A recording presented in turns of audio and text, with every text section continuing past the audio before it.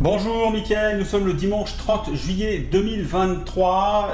Vous m'excuserez pour le bazar derrière moi, mais je profite effectivement que ma petite famille soit en France pour quelques semaines pour monter mon studio et refaire des vidéos, puisque pour ceux qui suivent donc la chaîne YouTube, vous avez pu remarquer que je reprends l'ensemble des vidéos de formation gratuite aux options, puisque les premières vidéos que j'avais faites il y a 4 ou 5 ans maintenant ont un peu vieilli. J'étais pas super à l'aise devant la caméra, c'est toujours un peu le cas, mais on s'est quand même amélioré. Donc j'ai souhaité refaire ces vidéos pour les rendre un peu plus dynamiques, et puis également amener des corrections sur des choses qu'on a apprises depuis, et les rendre beaucoup plus sympas à regarder. Et écoutez, les retours sont plutôt sympas pour l'instant, donc je vais continuer. Donc c'est pour ça que vous avez derrière tout mon matos qui est donc les lumières, etc., qui est en bazar derrière moi. Sinon, deuxième point également concernant la formation option expert qui aura lieu les 11 et 12 novembre 2023, donc la semaine après la première formation qui aura lieu du 4 au 7 pour la formation débutant. Nous sommes quasiment à 99% donc de l'écriture faite pour la formation expert. Je suis super content de cette formation, puisqu'on a vraiment du lourd, ce qui nous a permis également de progresser, puisqu'on a cherché donc du contenu de qualité pour mettre dans cette formation expert. On avait déjà quelques bases, et puis on a fait des recherches, on a contacté des traders professionnels également dans les options, et puis on a réussi à avoir comme ça des stratégies qu'on ne connaissait pas du tout. Il y a vraiment des gars qui réfléchissent. On a trouvé des stratégies, des trucs de dingue. On n'avait même pas idée que ça pouvait exister. Mais voilà, on a réussi à avoir pas mal d'éléments. Donc on a vraiment une formation qui va vraiment être au top. Moi je suis très content de cette formation. En plus, vous voyez, souvent on nous dit oui, mais pourquoi vous faites des formations, etc. Vous voyez que quand on fait des formations, on progresse nous-mêmes. Donc c'est un deal win-win. Puisque pour proposer une formation digne de ce nom, donc on a dû travailler, donc ça fait 3 mois qu'on travaille dessus avec Philippe et José également, pour vous présenter une formation qui va vraiment être super. Alors cette formation option expert s'adresse effectivement aux personnes qui ont soit fait la formation niveau 1 avec nous, donc débutants, et également aux personnes qui ont fait une formation option ailleurs et qui souhaiteraient donc avoir un niveau supérieur au niveau des options. Donc ça va surtout concerner le hedging pour les personnes qui veulent protéger leur portefeuille, etc. On a également des stratégies qui nous sortent, qu'on peut maintenant trader avec un VIX relativement faible et qui donnent plutôt de bons résultats. Donc voilà, on a pas mal de stratégies à vous proposer pour cette formation expert. Pour ceux qui connaissent la salle, qui ont fait la formation numéro 1, vous savez qu'on n'a pas non plus pléthore de places. On va être entre 15 et 20 personnes grand maximum. Donc pour les personnes qui sont intéressées, je vous invite à prendre contact assez rapidement avec moi pour poser une option, c'est le cas de le dire, sur votre participation. J'ai déjà 2 personnes qui m'ont manifesté leur intérêt. Et je pense que ça va se remplir assez vite, puisque je vous dis, on a quand même beaucoup de clients niveau 1. Donc pas mal de gens veulent passer au niveau 2. Donc si vous voulez être sûr d'avoir une place, contactez-moi, je vous donnerai les éléments. De toute façon, nous ferons un webinaire, je pense, début septembre, donc juste pour la rentrée, pour proposer cette formation, puisque la formation aura lieu 2 mois plus tard, donc entre le 11 et le 12 novembre. Donc de toute façon, vous aurez un webinaire, mais si vous voulez déjà réserver votre place, je peux vous garantir que ça va être du lourd. Je pense qu'on va vraiment s'éclater à apprendre des choses super sympas. Donc si vous voulez réserver votre place, vous m'envoyez un email, et puis on peut en discuter, on peut se faire un appel ensemble pour discuter de ce qu'il y a dedans, et puis voir si effectivement ça vous intéresse. Voilà. J'en ai fini pour ça. Donc je vous propose maintenant de faire l'analyse du marché américain. Donc pour l'instant, on va se faire pendant les vacances une semaine sur 2 avec Philippe. Enfin, on va pas faire d'analyse toutes les semaines, on va faire une fois sur 2, 15 jours, puisque il n'y a pas non plus des masses de vues, les gens sont en vacances, ils ont un peu autre chose à faire que de parler de bourse. Donc on fait quand même une analyse, parce qu'il y a des choses intéressantes en ce moment à voir, mais on ne va pas vous faire une analyse toutes les semaines jusqu'à la fin de l'été. Alors au niveau du Dow Jones, écoutez, belle performance du Dow Jones. On a ici dépassé cette zone de congestion qu'on traînait depuis la fin de l'année dernière. Et puis là, la semaine dernière, il y a une dizaine de jours, hop, on a cassé assez fortement avec une belle bougie. Et puis là, donc on est bien parti à la hausse. On vient de faire 12 séances consécutives, on n'a pas battu le record des 13 séances consécutives sur le Dow Jones. Alors vous verrez également qu'il y a le secteur industriel qui en bénéficie pas mal, puisque de toute façon dans le Dow Jones, vous avez principalement des valeurs industrielles, comme dans le S&P 500, on a principalement des valeurs technologiques aujourd'hui. On y reviendra juste après. Donc une belle percée du Dow Jones, avec ici quand même une zone de surchauffe qui se met en place au niveau donc, du MACD, du RSI, donc à surveiller. Et là, vous voyez qu'on est quand même sur des niveaux connus. Hein. Si je vous trace ici la ligne, vous voyez que cette zone ici des 35 500 est une zone qui a servi à plusieurs fois quand même de résistance. Donc faire attention quand même, hein, à être prudent sur cette zone ici des 35 000 pardon, sur le Dow Jones, décidément, avec en plus ici, comme je vous l'ai dit, une zone de surchauffe au niveau du momentum MACD RSI. Au niveau du S&P 500, bah là, vous voyez, donc je vous l'ai tracé, donc là voilà, on est à 45 degrés, tout se passe bien depuis le mois de mars.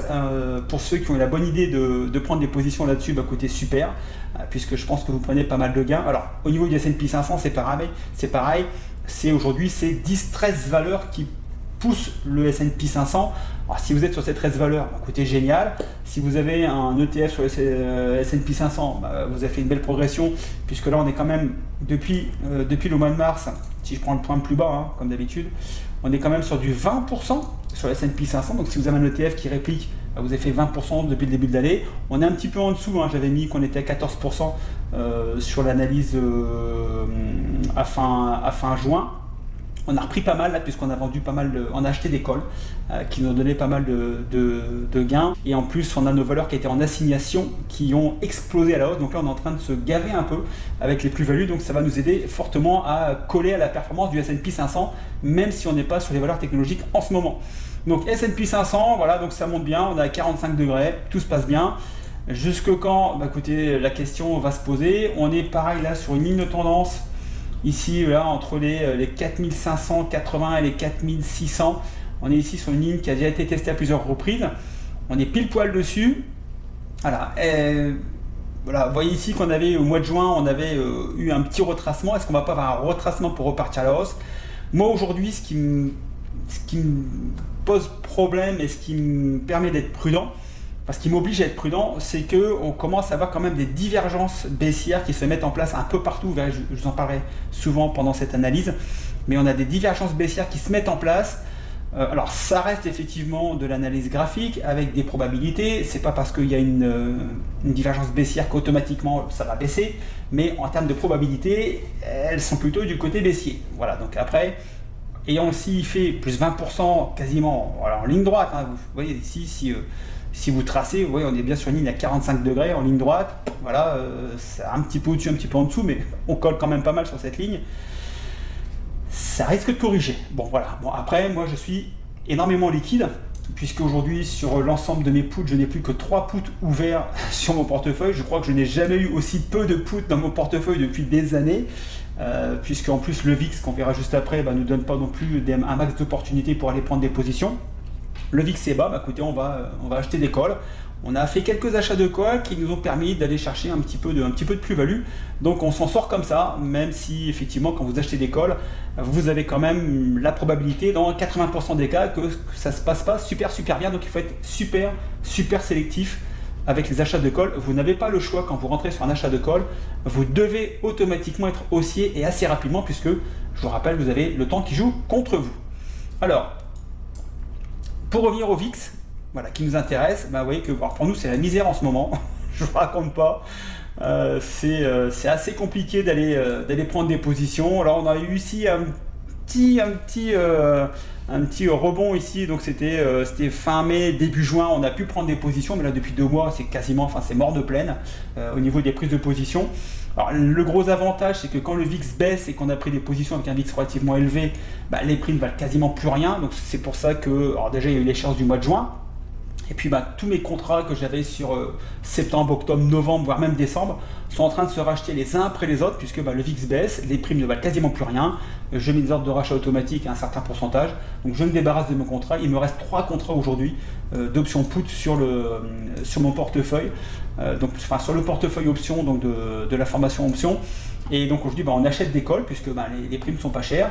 On est sur un niveau de février 2020. Alors, je vous rappelle qu'en mars 2020, on a eu ce fameux effet Covid. Alors, je ne souhaite pas effectivement qu'on revive ce qu'on a vécu en mars 2020, parce que bon, c'était quand même assez contraignant pour beaucoup de gens et ça a créé beaucoup de problèmes. Mais bon, j'aimerais bien un petit retour sur le VIX. Alors, je ne dis pas un pangolin malade ou ce genre de choses, mais bon, voilà, peut-être un petit phénomène géopolitique ou quelconque qui fasse que on puisse aller rechercher de la volatilité, aller autour des, autour des 25-30, histoire d'aller chercher un peu de contrat, et puis de se refaire un peu la cerise sur ça. Mais voilà, donc il y a quand même d'autres moyens avec les options d'aller chercher de la performance, même si effectivement en termes de probabilité, on ne met pas les probas avec nous quand on est sur des achats d'options, qu'elles soient call ou qu'elles soient put. Alors, le QQQ, bon là c'est pareil, hein, même configuration que le S&P 500, puisque de toute façon le S&P 500 c'est 15 valeurs technologiques qui tirent l'ensemble du marché. Aujourd'hui le S&P 500 devrait plutôt s'appeler le S&P 10 ou 15, parce que voilà, c'est tout ce qui concerne. Donc au niveau du QQQ, automatiquement, index des valeurs technologiques, ça pousse, on est à plus de 42% depuis le début de l'année. Donc là, si vous êtes sur les valeurs techno, écoutez, tant mieux pour vous, je suis très content. Si vous avez pris des plus-values. Alors nous, on n'avait pas pris des positions là-dessus, mais on avait vendu des puts. Donc vu que ça monte et que le VIX baisse, globalement, c'est pour ça qu'on est sorti avec des gains de 90-95% assez rapidement sur nos ventes de puts. Donc c'est plutôt ça, c'est plutôt sympa. Au niveau du Russell 2000, donc là, c'est pas la même histoire, puisque là, on est quand même sur des valeurs, sur les 2000 valeurs qui composent donc le Russell 2000. Donc on n'est pas sur 15 valeurs technologiques qui sont tirées en plus par l'IA. Donc on est un phénomène de bulle en ce moment quand même. Il faut quand même le reconnaître. Alors même si effectivement on prévoit que l'IA va développer, je ne sais plus si c'est 30 ou 50 milliards de chiffre d'affaires dans les prochaines années. On a eu exactement la même chose avec la bulle.com où dès que c'était de l'informatique, de l'internet, il y avait effectivement des potentiels importants. Et d'ailleurs effectivement il y a des belles boîtes qui sont sorties de ça. Mais il y a quand même aussi du dégât. Donc il faut rester prudent. Au niveau des valeurs qui composent donc le Russell 2000, donc les 2000 boîtes qui composent, donc 2000 boîtes américaines qui composent le Russell 2000, là on n'a pas des progressions de 25, à 45 degrés et puis à 40 ou 50%. On est toujours dans ce canal ici, dans cette zone de congestion comprise entre les 162 et les 200. On n'arrive pas à la casser, même si là je dirais le point positif, c'est qu'on a la 50 qui vient de casser la 200, donc ça c'est plutôt le bon point. Maintenant, ici on surveille quand même le momentum MACD et RSI. On n'est pas dans la zone de surchauffe, donc bon, voilà, prudence. Aujourd'hui, c'est assez compliqué. Si on avait effectivement ici un débordement comme sur le Dow Jones, avec une belle bougie, on déborde la zone des 200, effectivement, pourquoi pas aller chercher les valeurs qui composent IWM, et puis regarder celles qui surperforment et mettre un billet dessus. Mais pour l'instant, il n'y a pas encore de signal sur le Russell 2000. Je vous propose maintenant de regarder les valeurs qui composent donc la roue sectorielle, puisque c'est quand même nous ce qu'on regarde en priorité, même si certains pensent que c'est désuet, si on a changé de paradigme. Oui, on a changé de paradigme, on voit bien que la technologie reprend le dessus quand même quasiment dans tous les mouvements, puisqu'on aura besoin de plus en plus de technologie. Donc oui, il va y avoir effectivement la technologie qui va peut-être se décorréler un peu de la roue sectorielle, mais globalement, pour les autres secteurs, il y a quand même une bonne corrélation avec l'économie. Et donc nous, on s'en sert quand même pas mal pour prendre nos positions. Ça nous réussit plutôt bien depuis une dizaine d'années. Et surtout depuis 3 ans, si vous nous suivez avec le portefeuille options. Alors ici, au niveau de XLV, donc les valeurs de la santé américaine, vous voyez que là, on est pile poil sur cette zone ici, cette ligne de tendance autour des 135, donc ligne de résistance, support. On revient dessus, même ici au niveau des moyennes mobiles, vous voyez que c'est pas clair, il n'y a pas d'engagement précis. Bon là on a bien la 50 qui repart un peu à la hausse, mais bon voilà, est-ce qu'aujourd'hui vous avez envie, en gros on est sur du 50-50, ça peut monter, ça peut baisser, est-ce que vous avez envie de mettre des billes sur du rouge ou du noir au casino? Là on est quasiment dans cette configuration là, donc pour l'instant à mon avis au niveau du XLV, il n'y a pas grand chose à faire.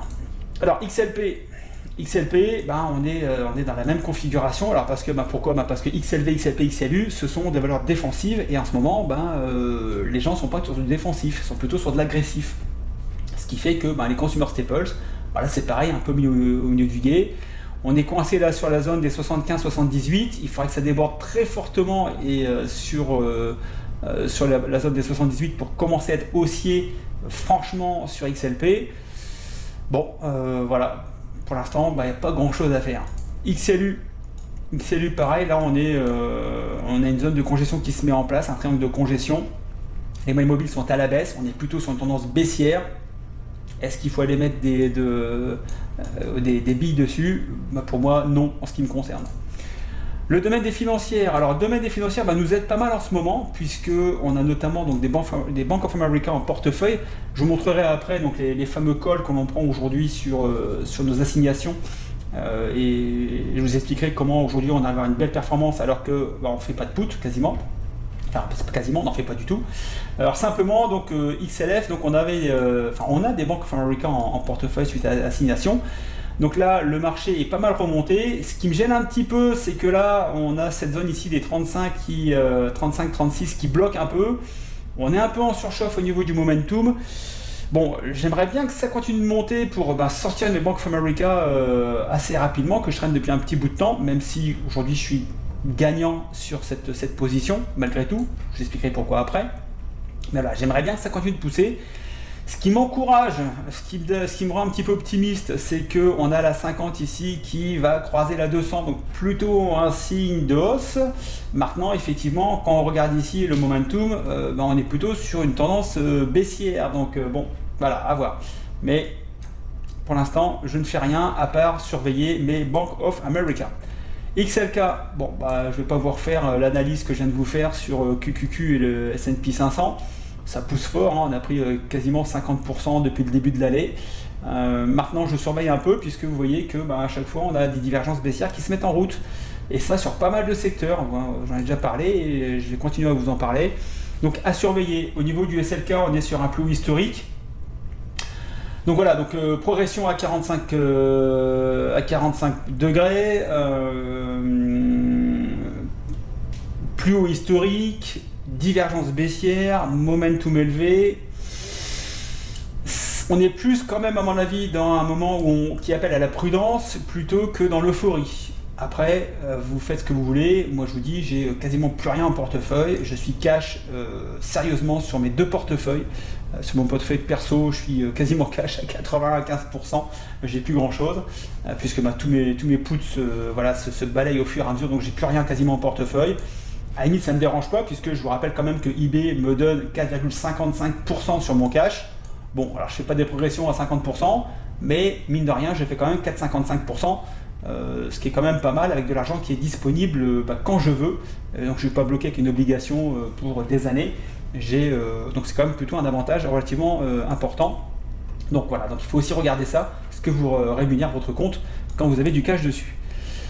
Alors, XLB, le domaine des materials. Écoutez, la bonne surprise à mon avis. Voilà, si vous aviez de l'argent à mettre aujourd'hui en bourse, est-ce qu'il vaut mieux aller sur XLV, XLP, XLU ou plutôt aller sur XLB?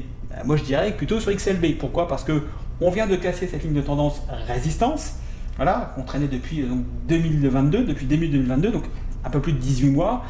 Vous voyez que là on est venu la toucher à plusieurs reprises, on est venu forcer un peu le barrage, et puis là le barrage a cédé. Et en plus, là, on a les moyennes mobiles qui sont en balayage haussier. La 200, la 50, la 10 et le cours au-dessus. Voilà. Effectivement, le momentum est un petit peu élevé. On est sur une ligne de tendance également ici. Il y a une grosse résistance entre les 86 et les 88. Si on déborde ça, écoutez, il y a peut-être quelque chose à faire. Donc, vous regardez les valeurs qui composent XLB. Si vous trouvez un winner en comparant donc, la valeur par rapport à la liste de référence qui est XLB, il y a peut-être quelque chose à faire. Voilà, en achat de call, peut-être, pourquoi pas. C'est pas cher en ce moment les calls. Achetez des calls. Par contre, achetez les bonnes valeurs, puisque le temps va jouer contre vous. Et si l'action ne décolle pas rapidement, le temps va rogner votre prime et vous allez perdre votre prime. Bon, au pire, vous ne pourrez pas perdre plus. C'est quand même l'avantage. XLY, les Consumer Discretionary. Donc là, belle progression, puisque là, on a cassé assez fortement début juin. Et vous voyez que là, c'est bien parti à la hausse. Donc ici, on arrive toujours pareil sur une ligne de tendance. Je vais vous la tracer. Vous allez voir, ça va être assez parlant. Voilà. Donc ici, donc ça sert de résistance, là support, là ça casse, là résistance, et puis là on casse, et là on est collé dessus. Alors voilà, donc là on a peut-être un petit throwback, parce que c'est pas un pullback, c'est un throwback ici. Par contre, on s'éloigne aussi pas mal de la 200, de la 50, donc ça c'est pareil, je ne vous l'ai pas dit avant, mais regardez bien aussi les moyennes mobiles, puisque si vous regardez dans le passé, vous verrez qu'à chaque fois qu'on s'éloignait des moyennes mobiles de façon relativement importante, à un moment donné, on est venu au contact, on est revenu au contact des moyennes mobiles. Et si vous regardez les différents secteurs, les différentes valeurs, plus vous êtes éloigné de la moyenne mobile, plus la correction risque d'être importante. Vous regardez n'importe quelle valeur sur n'importe quelle, voilà, si on peut reprendre ici à chaque fois, vous voyez que ça peut durer effectivement plusieurs mois, mais il y a un moment donné où le cours revient retoucher sa moyenne mobile à chaque fois. Donc là, on s'éloigne quand même pas mal.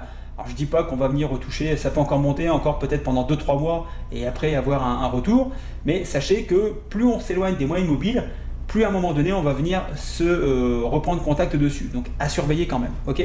Donc au niveau des Consumer Discretionary, écoutez, là c'est pareil à mon avis, il y a peut-être moyen d'aller chercher quelques valeurs bien sympas qui superforment leur indice de référence. Alors je vous répète toujours la même chose, mais parce que c'est notre façon de trader, enfin je ne vais pas en inventer une, c'est celle qui fonctionne, qui nous correspond, et elle donne plutôt des bons résultats. Donc voilà, si vous voulez être bon en trading, il faut aussi répéter ce qui fonctionne. Ce qui ne marche pas, vous mettez de côté, puis ce qui fonctionne, vous répétez simplement, voilà, c'est de la répétition de choses qui fonctionnent. Vous mettez les probas de votre côté, et puis normalement ça passe bien. Voilà. Alors ici au niveau du domaine industriel, alors c'est normal que ça casse, puisque je vous rappelle que le Dow Jones est corrélé aux valeurs industrielles. Il y a beaucoup de valeurs industrielles dans le Dow Jones. Donc si le Dow Jones explose, il est normal que XLI explose. Donc ici on a cassé un peu historique. On avait ici quasiment un triple top autour des 107. On est à 110, on a bien cassé. Là c'est pareil, vous voyez qu'au niveau des moyennes mobiles, on est quand même pas mal éloigné, même si là pour l'instant on est sur un balayage haussier, 250, la 10 et le cours au-dessus.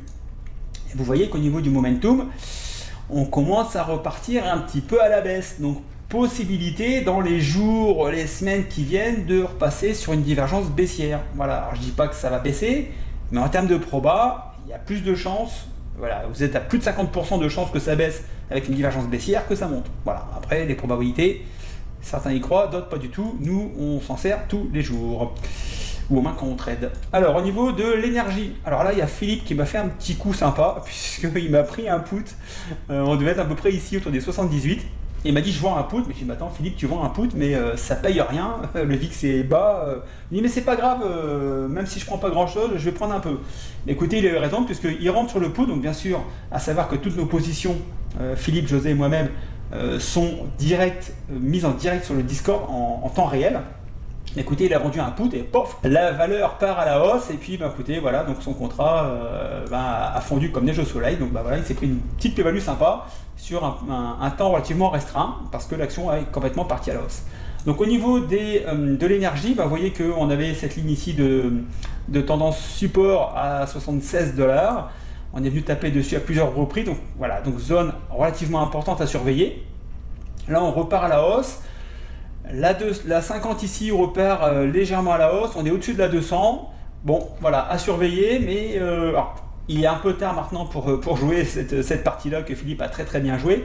Mais voilà, donc après c'est pareil, si la valeur stagne autour des 80-88, bon même si vous vendez un put et que ça baisse pas, bon voilà, il faut juste le temps. Sauf qu'en ce moment, le temps il vaut rien, parce que voilà, il n'y a pas de volatilité, donc le temps il vaut absolument rien, donc on prend pas de prime.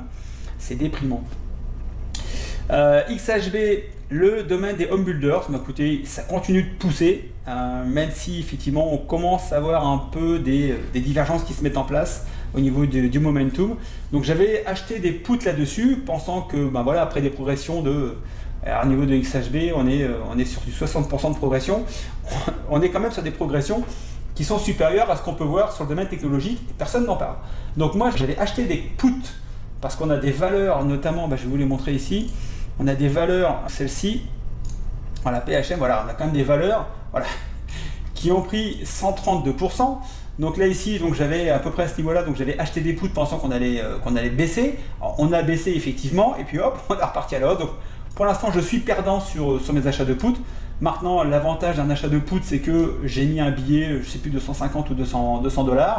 C'est ma perte maximum. Donc voilà, si ça baisse pas, alors là ici j'étais content, j'ai dit ah super ça baisse, et là on est reparti à la hausse quasiment aussitôt, là, avec une super bougie, c'était le 26, voilà, donc voilà, le contrat perd de sa valeur un peu plus tous les jours, en plus le temps joue contre moi, donc là je suis vraiment à l'envers complet, mais ça fait partie du jeu. Donc j'ai BLDR aussi, où j'ai acheté un put, et pour l'instant je suis aussi perdant, on est quand même sur du 170% de progression depuis le mois d'octobre. C'est un truc de dingue et personne n'en parle. Voilà. Alors bon, j'avais acheté des actions Quand j'ai vu que ça continuait de monter et puis que j'étais perdant sur mon achat de put, j'ai acheté quelques titres pour compenser et donc je les ai revendus avec une plus-value. Oui, j'ai revendu mes titres et pour l'instant voilà. Donc bon, j'ai calmé un petit peu ma perte, mais voilà, qu'est-ce qu'il y avait, Toll aussi, Toll Brothers, qui est un gros constructeur ici à Phoenix. Là c'est pareil, ça monte 111%, enfin 110%. Donc on est carrément, bon, à part Nvidia qui a fait je sais plus combien, mais on est largement au-dessus de la progression des valeurs technologiques et personne n'en parle. Bon voilà, c'est comme ça. Alors je vais revenir sur la roue sectorielle, indice. Donc on était XHB, donc on vient d'en parler. XRT, le domaine du retail, puisque effectivement on a des valeurs qui performent énormément en ce moment, donc les valeurs technologiques, etc. Et les valeurs home builders en ce moment également. Mais au niveau du retail, vous voyez que il ne se passe pas grand-chose. On est carrément au milieu du gué entre la résistance et le support, entre les 57 et les 76. On est à 67, on est en plein milieu, sur une ligne de tendance ici qui a quand même servi à plusieurs reprises de résistance. Et on est pile poil dessus, on est bloqué là depuis maintenant quasiment une dizaine de jours. Voilà, est-ce que c'est le moment d'aller mettre des billes sur XRT? À mon avis non, là c'est en gros c'est le rouge et le noir au casino, c'est en gros une chance sur deux. Bon, après si vous voulez jouer au casino avec votre argent, c'est votre problème. En ce qui me concerne, je le gagne durement, donc j'essaie de le garder un maximum de temps. Qu'est-ce qu'on peut aller voir? SMH, les semi-conducteurs, vous savez qu'avec Philippe on suit ça quand même pas mal, et bien là on est sur la résistance du canal haussier, et avec quand même une divergence baissière qui se met en place alors que la valeur continue de monter.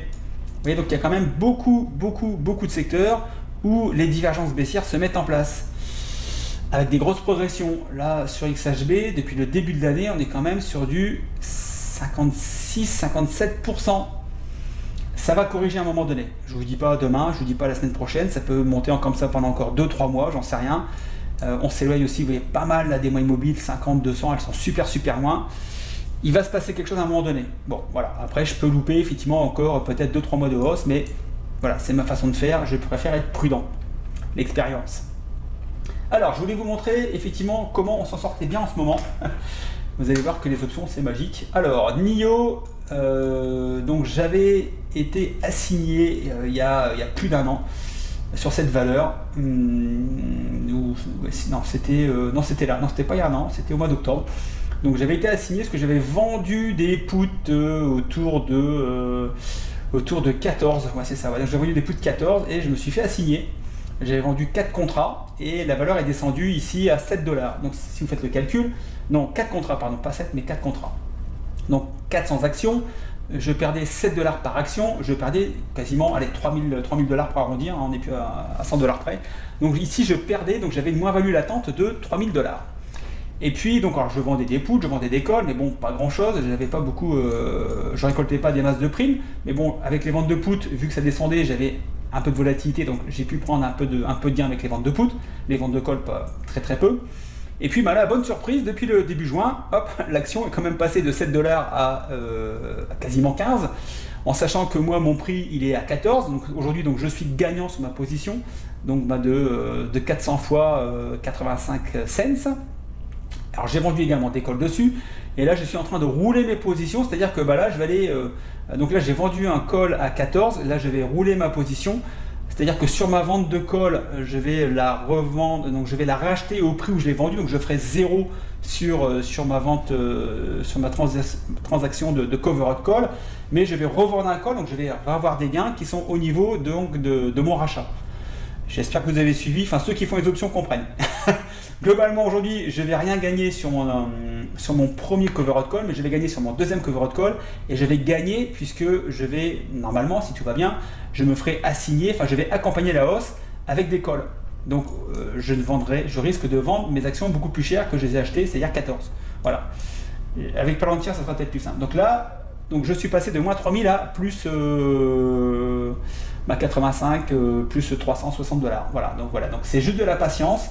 Mais en cumulant des ventes de call, des ventes de put, et puis en pariant sur des sociétés avec lesquelles on pense qu'il va se passer quelque chose, juste avec de la patience, ben on sort gagnant avec les valeurs. Alors maintenant on a PLT, donc Palantir. Alors celle-ci c'est pareil, ça a été un peu ma peine, qui était un peu plus importante, puisque là je m'étais fait assigner à 14, Et là, le cours est descendu, non, à 12, pardon, excusez-moi, je suis trompé. Alors ici, donc je me suis fait assigner à 12, pour vous expliquer un peu comment ça fonctionne, en espérant que je vais être assez clair. Donc je me suis fait assigner à 12, la valeur descend à 6, donc en gros je perds 50%, là j'ai combien là? J'ai 6 contrats. Donc j'ai vendu des puts, j'ai vendu des calls, mais bien sûr ça ne paye pas, puisque quand vous avez une action à 6 et que vous vendez des calls à 12, ben, il ne se passe pas grand chose, surtout avec un VIX qui est relativement bas. Et puis ben là, bonne nouvelle, puisqu'il y a un fonds qatari ou d'Arabie Saoudite qui a mis 350 millions de dollars dans... non, excusez-moi, je confonds avec NIO. Oui, c'est pour ça que NIO a fonctionné et est reparti à la hausse, puisque un fonds qatari ou d'Arabie Saoudite a mis 350 millions sur la table. Je confonds avec le NIO, donc c'est pas Palantir. Palantir bénéficie pleinement de l'évolution de l'intelligence artificielle. Excusez-moi pour le mélange de pinceaux. Donc là, l'action passe quand même de 7 $ à 17 $.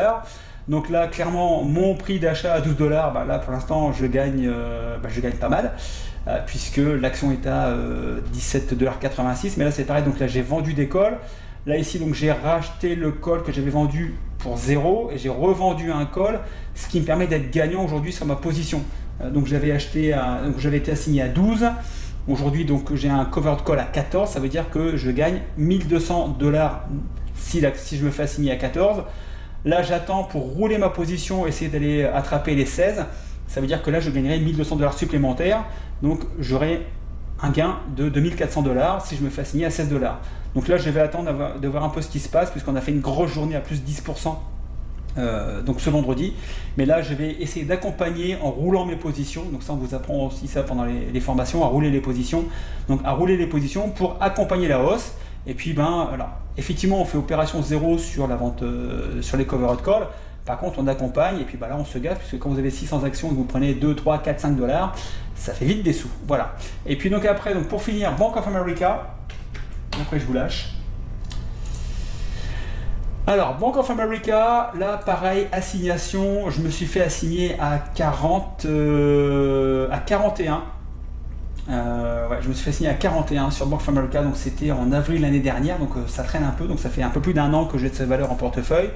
Donc je me fais assigner à 41, l'action descend à 26, donc je perds 15 par action. J'avais vendu un contrat, donc je me suis retrouvé avec 100 actions en portefeuille, donc je perdais 1500 $. Aujourd'hui, l'action est remontée à 32 $, donc je ne perds plus que 800 $. Par contre, en vendant des calls, en vendant des puts et en touchant des dividendes, aujourd'hui, j'ai un peu plus de 900 $ que j'ai récupéré en fonction de mes différentes ventes de put call et de dividendes. Ça veut dire que si aujourd'hui je me sépare à 32 $ de Bank of America, je fais une opération blanche. Maintenant, Bank of America, je vends des puts dessus, je vends des calls, je touche des dividendes. Écoutez, je vais la garder. Et si je refais encore 8 ou 900 $ sur un an, et si la valeur a par bonheur la volonté de casser ici cette résistance pour repartir à la hausse, et je rabaisserai peut-être également mon prix de revient unitaire, ce qu'on appelle le PRU. Puisque j'essaye de me faire assigner à 28, etc. Et là c'est parti, je ne me suis pas fait assigner le 21 juillet, pardon, puisque j'avais un put de 28 et là c'est parti à la hausse, donc je ne me suis pas fait assigner pour descendre mon PRU. Bon, c'est comme ça, c'est pas grave, j'ai au moins pris la prime du put. Et donc ici, donc là par contre, ce qui me gêne un petit peu là, pour être très franc avec vous, c'est que là on a cette ligne ici de résistance qui coince un peu, donc là on est coincé. Alors bon, ce qui me plaît bien par contre, c'est qu'on a la 50 qui repart à la hausse. Par contre, au niveau du momentum, on est un peu en surachat. Donc, bon, j'ai quand même peu d'espoir que ça reparte à la hausse. Mais bon, voilà, c'est pas grave. Je vais continuer à vendre des puts, à vendre des calls et à toucher mes dividendes. Voilà. Donc, c'est pour ça que j'aime bien aussi, quand je fais les entretiens pour les formations au son, puisqu'à chaque fois je passe par un entretien qui fait entre 30 minutes et 1 heure, j'aime bien voir votre objectif à terme. Clairement, je ne travaille qu'avec des personnes qui ont un objectif à 5, 8 ou 10 ans, parce que parfois, on va être amené à avoir des actions comme ça en portefeuille qui vont rester pendant 6 mois, 1 an, 2 ans, peut-être 3 ans. Alors c'est pas grave, puisque de toute façon, on va gagner de l'argent dessus, mais il faut être prêt à garder les actions pendant plusieurs mois, plusieurs années, si nécessaire, pour en fin de compte être gagnant avec ces positions. Voilà. Donc, Pour les personnes qui sont intéressées par la formation option expert, prenez contact avec moi puisque vous savez que le nombre de places va être limité par la taille de la salle. On va être 15-20 grand maximum, donc si vous voulez être absolument présent, vous m'envoyez un petit message et puis on s'appelle, on discute de ça. Pour ceux qui veulent plutôt s'orienter sur la formation option débutant, donc ça sera du 4 au 7 novembre 2023 à Paris-Roissy. Comme d'habitude, on a une super salle, super buffet le matin. Enfin, moi j'adore le petit déj où on est, c'est vraiment génial. Et puis en plus, on est près de Roissy, donc c'est facilement accessible par le train, par l'avion, par l'autoroute, etc. Donc c'est un endroit qui, moi, me convient très très bien, également aux membres de la formation. Voilà, donc je reste à votre disposition si vous avez besoin. Soyez quand même assez prudents. On a déjà eu des surprises au mois d'août relativement importantes, notamment je pense à 2015, qui avait eu un petit crash qui avait fait pas mal de mal. Donc voilà, donc j'aimerais pas revivre la même chose, même si on s'était bien sorti à l'époque. Mais voilà, donc je suis plutôt cash à 80% sur le portefeuille option et je suis à quasiment 95% de cash sur mon portefeuille personnel.